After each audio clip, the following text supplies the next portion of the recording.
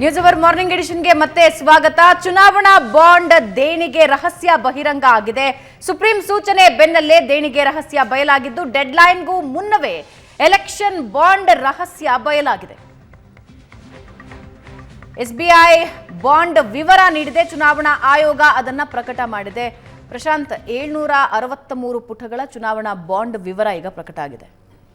ನೋಡಿ, ನಿಶ್ಚಿತವಾಗಿ ನನಗನ್ಸುತ್ತೆ ಈ ಲೋಕಸಭಾ ಚುನಾವಣೆಯಲ್ಲಿ ಅತ್ಯಂತ ಚರ್ಚಿತ ವಿಷಯ ಯಾವುದಾದ್ರೂ ಆಗೋದಿದ್ರೆ ಈ ಚುನಾವಣಾ ಬಾಂಡ್ ಆಗುತ್ತೆ ಅಂತ ಅನಿಸುತ್ತೆ. ಯಾಕಂದರೆ ಎಲ್ಲ ಪಕ್ಷಗಳು ಈ ದೇಣಿಗೆಯನ್ನು ತೆಗೆದುಕೊಂಡಿವೆ. ಈಗ ಮೊನ್ನೆ SBI ಏನು ಕೊಟ್ಟಿತ್ತು ಅಂದರೆ ಯಾರ್ಯಾರು ಕೊಟ್ಟಿದ್ದಾರೆ ಅನ್ನೋದು, ಯಾವ ಪಾರ್ಟಿಗೆ ಕೊಟ್ಟಿದ್ದಾರೆ, ಯಾವ ಪಾರ್ಟಿ ಎನ್ಕ್ಯಾಶ್ ಮಾಡ್ಕೊಂಡಿದೆ, ಡೇಟ್ ಆಫ್ ದೇಣಿಗೆ ಏನು, ಇದು ಬಂದ ಮೇಲೆ ಕ್ವಿಡ್ ಪ್ರೋಕೋ ಉಂಟಾ ಇಲ್ವಾ ಅಂತಕ್ಕಂಥದ್ರ ಬಗ್ಗೆ ಒಂದು ದೊಡ್ಡ ಚರ್ಚೆ ನಿಶ್ಚಿತವಾಗಿ ಆಗಲಿದೆ. ಹೀಗಾಗಿ ಇವತ್ತೇನು ಅದರ ಡೇಟ್ಗಳು, ಚುನಾವಣಾ ಆಯೋಗ ಡೇಟ್ಗಳ ಸಮೇತ ಯಾವ ಡೇಟ್ ಅಂದು ಯಾರು ಯಾವ ಪಾರ್ಟಿ ಎನ್ಕ್ಯಾಶ್ ಮಾಡ್ಕೊಂಡಿದೆ, ಯಾಕಾಗಿ ಇಷ್ಟು ದೊಡ್ಡ ಪ್ರಮಾಣದ ದೇಣಿಗೆ ಕೊಟ್ಟರು ಅಂತಕ್ಕಂಥದ್ದು ಗೊತ್ತಾದ ನಂತರ ಒಂದು ದೊಡ್ಡ ವಿವಾದ ಏರ್ಪಡತಕ್ಕಂಥ ಸಾಧ್ಯತೆಗಳು ಹೆಚ್ಚಾಗಿವೆ. ಇನ್ನೊಂದು ಬದಿಯಿಂದ ನೋಡಿದಾಗ ಎಲ್ಲ ಪಾರ್ಟಿಗಳು ತೆಗೆದುಕೊಂಡಿವೆ ಬಿಡಿ, ಇದರಲ್ಲೇನು ಹೊಸ್ತು ಅಂತಕ್ಕಂಥದ್ದು ಕೂಡ ಆಗ್ಬೋದು, ಹೇಳಲಿಕ್ಕೆ ಬರಲ್ಲ. ಅನೇಕ ಬಾರಿ ಎಲ್ಲ ಪೊಲಿಟಿಕಲ್ ಪಾರ್ಟಿಗಳು ದೇಣಿಗೆಗಳನ್ನು ತೆಗೆದುಕೊಂಡಾಗ ಒಂದು ಪಾರ್ಟಿ ಮೇಲೆ ಇನ್ನೊಬ್ಬರು ಆರೋಪ ಮಾಡ್ಬೋದು, ಇನ್ನೊಂದು ಪಾರ್ಟಿ ಮೇಲೆ ಈಗ DMK ಯಾವುದೋ ಒಂದು ಕಂಪ್ನಿಯಿಂದ 530 ಕೋಟಿ ಹಣವನ್ನು ಒಂದೇ ಕಂಪ್ನಿಯಿಂದ ತೆಗೆದುಕೊಂಡಿದೆ. ತೃಣಮೂಲ್ ಕಾಂಗ್ರೆಸ್ಗೆ ದೊಡ್ಡ ಪ್ರಮಾಣದಲ್ಲಿ ದೇಣಿಗೆ ಬಂದಿದೆ. ಒಂದು ನೋಡಿ, ಈ ದೇಣಿಗೆಗಳು ಇಷ್ಟು ದೊಡ್ಡ ಪ್ರಮಾಣದಲ್ಲಿ ಯಾರು ಕೊಡ್ತಾರೆ? ನಾವು ನೀವು ಕೊಡ್ಲಿಕ್ಕೆ ಸಾಧ್ಯನಾ? ಇಲ್ಲ, ನಾವು ನೀವು ಕೊಡಲ್ಲ. ಯಾರು ಕೊಡ್ತಾರೆ?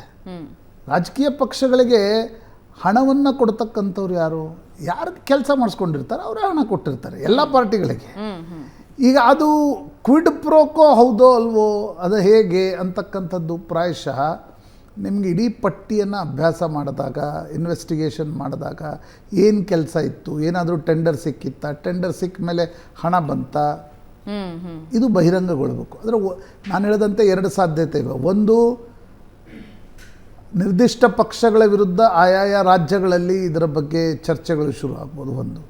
ಅಥವಾ ಇಲ್ಲ, ಎಲ್ಲ ಪಕ್ಷಗಳಿಗೂ ಹಣ ಸಿಕ್ಕಿದೆ, ಅದರಲ್ಲಿ ಏನು ವಿಶೇಷ ಇದೆ ಅಂತಕ್ಕಂಥದ್ದು ಕೂಡ ರಾಜಕೀಯ ಪಕ್ಷಗಳು ಏನು ಗೊತ್ತಾ, ತಮ್ಮ ಪ್ರಶ್ನೆಗಳು ಬಂದಾಗ, ಪರಸ್ಪರ ಪ್ರಶ್ನೆ ಬಂದಾಗ ಅವ್ರು ಟೀಕೆ ಮಾಡೋಕ್ಕೆ ಹೋಗಲ್ಲ.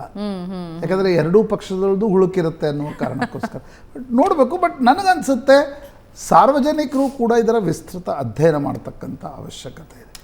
Political and election funding is a mess in India. ಮೊದಲದು ಕಪ್ಪು ಹಣದ ರೂಪದಲ್ಲಿ ಇರ್ತಿತ್ತು, ಈಗ ಅದು ವೈಟ್ ಬಾಂಡ್ಗಳು ಬಂದ ನಂತರ ವೈಟ್ ಬಂದಿದೆ. ಬಟ್ ಯಾಕೆ ಕೊಟ್ಟರು ಅಂತಕ್ಕಂಥದ್ರ ಬಗ್ಗೆ ಚರ್ಚೆಯ ಅವಶ್ಯಕತೆ ಇದೆ ಅಂತ. ಎಸ್, ಬಹಳ ಇಂಟ್ರೆಸ್ಟಿಂಗ್ ವಿಷಯ ಅಂಡ್ ಚರ್ಚೆಯ ಪ್ರಮುಖ ಚುನಾವಣೆಯ ಚರ್ಚೆಯ ವಿಷಯ ಆಗುತ್ತೆ. ಇದೇ ಸುದ್ದಿಯೊಂದಿಗೆ ಇವತ್ತಿನ ಚರ್ಚೆ ಮುಗಿಸೋಣ. ಪ್ರಶಾಂತ್, ಧನ್ಯವಾದ ಚರ್ಚೆಯಲ್ಲಿ ಭಾಗಿಯಾಗಿದ್ದಕ್ಕೆ.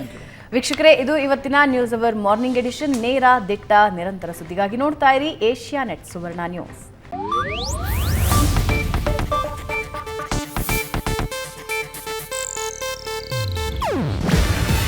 ಇದು ಏಷ್ಯಾನೆಟ್ ನ್ಯೂಸ್ ನೆಟ್ವರ್ಕ್ ಪ್ರಸ್ತುತಿ.